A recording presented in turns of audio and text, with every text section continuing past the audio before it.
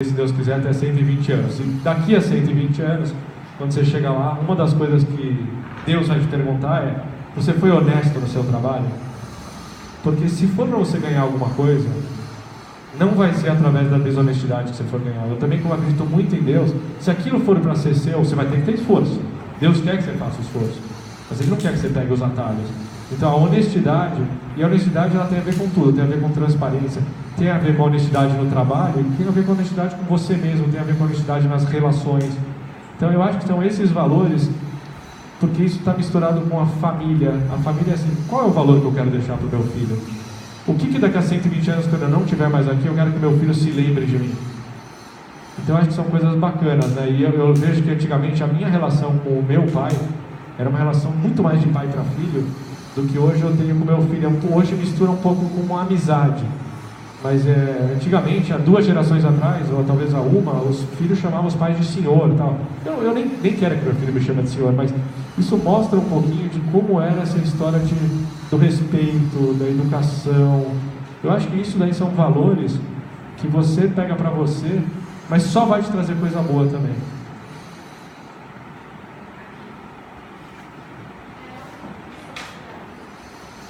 Eu não ouvi, desculpa.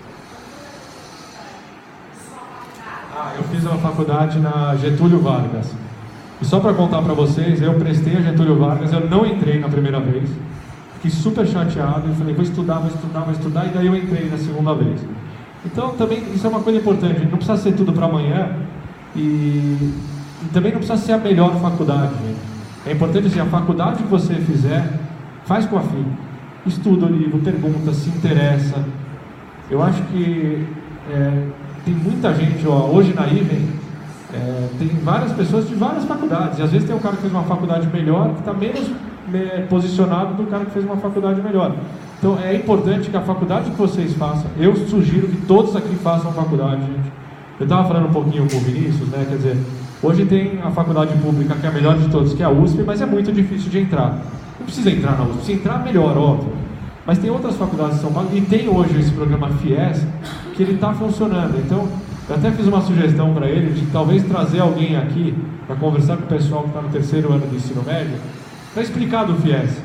Alguém para fazer uma palestra, porque eu não sei todos os detalhes, mas talvez vocês também não saibam. Mas o FIES, ele é um programa de financiamento, que você faz a faculdade ou sem pagar, ou pagando aquilo que você tem condição de pagar, e depois você paga de volta com o fruto do seu próprio trabalho. Então eu sugiro muito, pessoal, que vocês façam. Se precisar trabalhar, dá para conciliar, sim, dá para conciliar a faculdade com o trabalho, mas faça a faculdade, gente, é muito importante isso daí.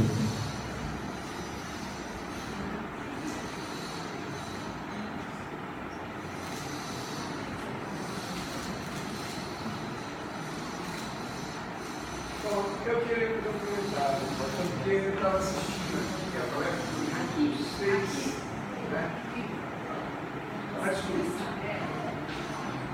Pode falar, depois ela pergunta. Você ia falando, mas me lembrou uma empresa gigante da União, né? Na época da construção civil, e no ano de 2000 tinha 150 mil funcionários, na década de 90, 150 mil funcionários no mundo inteiro, né? E no ano de 2012 está falindo, né? E a maior do ramo, uma empresa circular e tudo mais, nós estamos falando de uma empresa chamada Kodak. Quer dizer, numa década, perdeu os estudos. Uma empresa que foi fundada no início do século XX. Gigante do ramo, a maior de todas. Hoje tem a Fujifilm, continua aí. Então, são 6 valores que você tem que ter permanentemente, né? 6 características, não valores, porque valores tem 4, mas 6 características que você tem que ter permanentemente, seja com 15 anos, com 20 anos, com 50 anos, com 70 anos, em atividade. Tem que estar, né, continuamente olhando para isso. Né?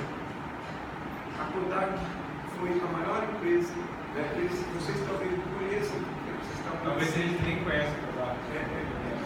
Mas empresa de filmes, máquinas fotográficas, digitais e tudo mais, que hoje não existe mais. foi falando e eu fui me lembrando dessa questão. Né? Se você não tiver com isso, né, na ponta dos dedos, né, continuamente, o teu pensamento, na tua atitude de trabalho profissional, não tiver empenhado, tudo isso na ponta, né, dos seus objetivos, você está fadado a tomar um escorregão e de repente nunca mais. Não, perfeito. Aí, enquanto você estava falando, eu pensei o seguinte, né? Enquanto eu estava contando isso aqui serve para mim também. É até legal porque eu vou me relembrando um pouco, porque isso é todo dia de manhã. E tem dia que meus filhos perguntam, foi legal hoje no trabalho? Não é todo dia que é legal. Não é todo dia que você acorda falando, nossa, hoje meu filho tem aquela reunião chata. Então também é bacana, porque os companheiros de trabalho às vezes também te cutucam. Agora você vê um dia alguém que não está tão empolgado, você vai lá e motiva, ou vice-versa. A Kodak, né? Para quem não sabe, a Kodak era uma empresa que fazia câmeras fotográficas e tinha aquele filme também, né? Que antigamente você colocava o filme na foto, acho que vocês devem saber isso daí, né? Enfim, minha filha me contou uma piadinha ontem, falando assim que, pai, o pai falou para a filha, para de jogar esse eletrônico, na minha época a gente saía e ia brincar na rua, né? Aí a filha virou e falou, mas e os dinossauros não te pegavam, né, brincando assim, Então assim, eu acho que vocês devem saber o que é essa história do filme, mas tinha um filme que você colocava na máquina, você tirava 12 ou 24 fotos, tinha um filme de 36 que era caríssimo, ninguém comprava, e aí você ia revelar. Então você vinha a foto, você tirava e hoje você olha, já apaga, já muda. Você já coloca em branco e preto, Então a Kodak, eu acho que o grande problema dela, e é um case, a Kodak é um case que você estuda. Eu, quando eu fiz lá o MBA, um dos casos que eu estudei foi a Kodak. E como ela não soube se reinventar. Porque muitas empresas, elas são empresas que elas iam fazer uma coisa, conforme foi mudando e mudou rápido. 10 anos não é nada numa vida de uma empresa. Era a maior empresa que tinha. E aí, quando ela não soube se reinventar, em algum momento ela parou. Então esse negócio de planejar, de mudar, de colocar, é todo dia. É todo dia no seu trabalho, é todo dia nos seus relacionamentos, é todo dia na sua casa, é todo dia com a sua esposa. Você tem que continuar investindo, não tem segredo. Você falar, por exemplo, um bom casamento, não tem jogo ganho. Um dia alguém vai ficar chateado, então vai e fala. Com o filho, às vezes o meu filho fica chateado comigo ou vice-versa, tem que ir lá colocar. Então tá certinho, né? Eu acho que você usar, quando você fala um exemplo, pode ser usado como um anti-exemplo, é verdade. Tem exemplos de empresas que não fizeram aquilo que precisava ser feito e mudou. E eram empresas que estavam aqui e passaram a ficar ali. Outra coisa importante, né? Todo mundo fala, existem os pioneiros. Os pioneiros são aqueles que fazem primeiro. Muitas vezes vem um cara que faz depois e passa o pioneiro, né? Tem o Jorge Paulo Lemann, que talvez é o cara mais rico do Brasil, ele fala, se você vê uma coisa boa numa outra empresa, vai lá e copia, não precisa inventar. Então não tem vergonha de copiar, os bons exemplos estão aí para ser copiado. Você queria perguntar? Pode perguntar.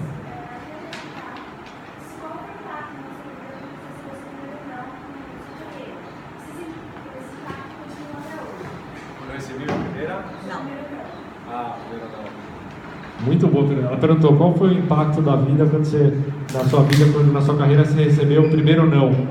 Você sabe que há uns 2 anos atrás eles pediram para eu fazer um videozinho que era naquele, como chama, aquele LinkedIn, né? Vocês devem saber o que é LinkedIn, né? LinkedIn todo mundo sabe o que é? Sabe, né?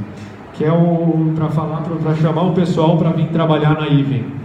E aí eu lembro que eu falei a seguinte frase, olha, para trabalhar na Even você não pode aceitar o não de primeira. Então, quando você aceita o não, você tem 2 jeitos. Fala, putz, não, que chato e tal. Falei, tá bom, ele falou não desse jeito. Como é que eu vou conseguir o sim com esse cara? Olha, não dá para você fazer esse prédio, porque esse prédio vai demorar 24 meses. E eu preciso entregar esse prédio em 18 meses. Ok. Então tem o cara que volta para casa e fala, não. Eu vou lá na área de engenharia e falo, mas espera aí, e se a gente tentar mudar um pouco dessa... Eu nem sou engenheiro, se eu conseguir mudar um pouco da fundação?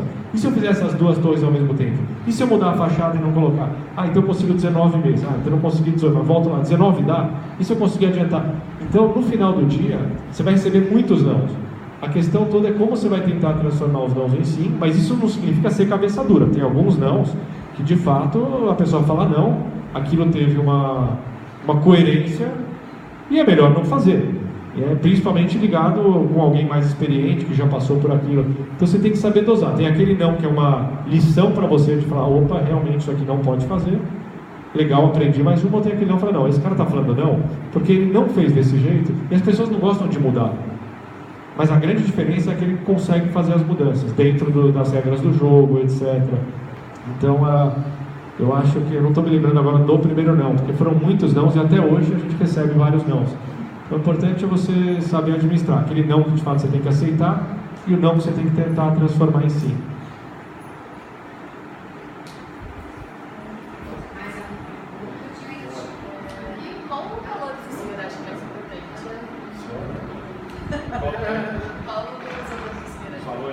Ela perguntou dos valores. Eu acho que eu respondi uma pergunta parecida com essa. Então eu falei um pouquinho da honestidade, falei um pouquinho... Hoje a ética, ela mistura um pouco, né? Mas eu acho que quando você fala dos valores da família, se você tiver um valor da família, e você sempre pensar um pouco nessa história do jornal, o que seu filho, o que sua mãe vai achar se ela ler isso daí no jornal, então tentar ver como eu quero me comportar para que eu seja um bom exemplo para aqueles que estão no meu redor, sejam meus filhos, sejam os colaboradores da empresa. Eu acho que se você fizer essa pergunta, eu, por exemplo, me faço, uma delas é a honestidade, a outra é tentar todo mundo tratar bem, com educação. Se por acaso aquele dia você não tratou, já aconteceu com pessoas muito próximas minhas, que eu falei uma coisa e me arrependi. Aí a pessoa até veio me pedir desculpa, falando, não, olha, eu te peguei num mau momento. Eu falei, não, eu te peço desculpa e obrigado por você ter me falado a verdade. Então, mas às vezes é difícil, e eu também, como todo mundo, erro, às vezes difícil de reconhecer o erro, mas quando a gente reconhece o erro, poder voltar atrás, e se por acaso causou algum ferimento para essa pessoa, seja tipo um dano principalmente emocional, enfim, vai lá, pede desculpa. Eu acho que isso vai te deixando uma pessoa mais bacana para você e para os outros, entendeu? Você falou em planejar, né? Qual a melhor maneira de planejar ou não há uma melhor maneira? Eu acho que sim, há uma melhor maneira de planejar. Era mais ou menos, por exemplo, vamos usar um exemplo pequeno, vou voltar para a história dos 10 minutos, hein, gente? Eu quero esse desafio aqui. Você fala assim, olha, eu vou me planejar, hoje é terça-feira, então vamos fazer 4 dias, só não precisa nem ser 5, né? Hoje, amanhã, depois e depois. Então, porque se você falar, semana que vem, você já vai até ter esquecido que eu vim aqui. Então, vou me planejar, vou estudar 10 minutos quando eu voltar para casa. Ok, o que eu preciso ter? Vou desligar o celular. Eu preciso estar num ambiente que ninguém vai me interromper. Qual é o horário? Então eu também vou descer no prédio, vou estudar no metrô quando eu estiver voltando. Cada um vai escolher aquele melhor momento. Eu preciso saber o momento que eu vou fazer, que material que eu preciso. Eu vou estudar geografia, porque geografia é a matéria que eu não fui tão bem. Estou com um livro de geografia? Não, então eu preciso ver. Ou seja, não precisa ser, é que nem uma receita de bolo. O que eu preciso e para quando que eu preciso. Porque o bolo não adianta eu botar primeiro no forno, depois colocar os ingredientes. Tem um certo... Eu estou dando um exemplo meio... Mas, por exemplo, se eu for fazer um prédio, existe um sistema hoje que eu tenho 50 coisas que eu preciso fazer, o sistema da Microsoft, você não precisa inventar, você coloca cada uma das coisas e fala, olha, esse depende desse, ou seja, o 2 eu preciso fazer antes do 3, o 3 depende antes do 1, e aí ele vai te alertando o que você precisa fazer, o que é gargalo no seu processo, ou seja, vamos dizer que você precisa falar o seguinte, olha, eu preciso ligar para tal pessoa, que ele vai entregar o caderno na minha casa. Isso demora 2 horas, porque até eu ligar e até colocar, e eu vou voltar para casa daqui a 2 horas. Então, eu preciso ligar agora para ele. Se eu deixar para ligar quando eu chegar, vai demorar mais 2 horas. O resto das coisas eu posso fazer depois. Então, planejar é saber assim, olha, o que vai interferir, que é chamado gargalo, se eu não fizer agora vai me atrasar, e o que eu posso deixar para fazer depois. E quando você vai escrevendo, colocando no papel, vai ficando super claro para você isso daqui. Entendeu? Uma coisa que eu não falei aqui, sempre fala a verdade, gente. Estou com um problema. Olha, estou com um problema, não vou conseguir ir porque eu preciso jantar com meu pai. Sei lá, uma coisa super importante lá para você, mas é no teu trabalho. Você fala, gente, eu preciso sair, hoje eu tenho um jantar com meu pai, etc. Você vai falar a verdade? Talvez você fale, não, eu vou falar que eu tenho uma reunião. Não mente que vai ser pego, não vai ser legal. Tenta colocar. E se for uma coisa que de fato você fala, não cabe jantar com meu pai porque eu tenho que terminar um trabalho, não vai jantar com seu pai. Mas tenta sempre falar a verdade para a pessoa, porque se você começa a falar uma mentirinha, depois você tem que falar uma outra, vai encobrir, então, fale a verdade, você vai ver como isso daí liberta.